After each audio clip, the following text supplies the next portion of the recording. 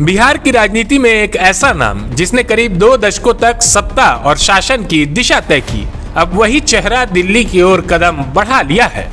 मुख्यमंत्री नीतीश कुमार के राज्यसभा के लिए नामांकन के बाद ये चर्चा तेज हो गई है कि वे जल्द ही केंद्र की राजनीति में सक्रिय भूमिका निभा सकते हैं। हालांकि केंद्र में उनकी भूमिका क्या होगी, इसे लेकर अभी भी तस्वीर पूरी तरह साफ नहीं है।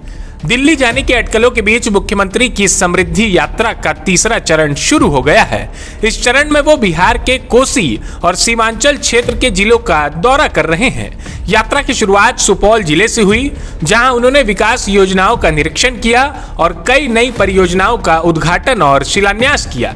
सुपौल में मुख्यमंत्री ने 84 योजनाओं का शिलान्यास किया और 129 योजनाओं का उद्घाटन किया।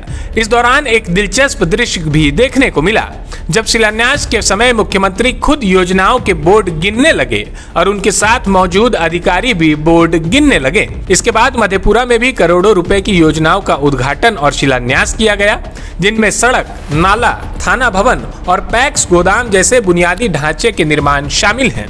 सभा में बड़ी संख्या में महिलाओं की भीड़ देखने को मिली।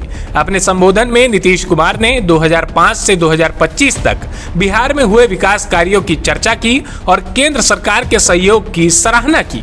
उन्होंने प्रधानमंत्री नरेंद्र मोदी की तारीफ करते हुए कहा कि केंद्र सरकार से बिहार को लगातार मदद मिल रही है और योजनाओं की नियमित समीक्षा भी की जा रही है। इस दौरान उन्होंने विपक्ष पर भी निशाना साधा और कहा कि 2005 से पहले बिहार में अपराध और भ्रष्टाचार का बोलबाला था, लेकिन अब विकास और सुशासन की दिशा में काम हुआ है।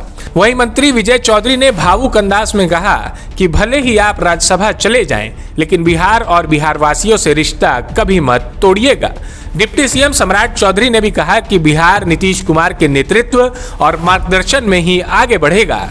लेकिन इन तमाम बयानों और विकास योजनाओं के बीच लोगों के मन में एक सवाल लगातार उठ रहा है, क्या ये सिर्फ एक विकास यात्रा है या फिर बिहार की राजनीति के एक लंबे अध्याय की शांत विदाई। thefollowup.in. Like, share, and subscribe. www.thefollowup.in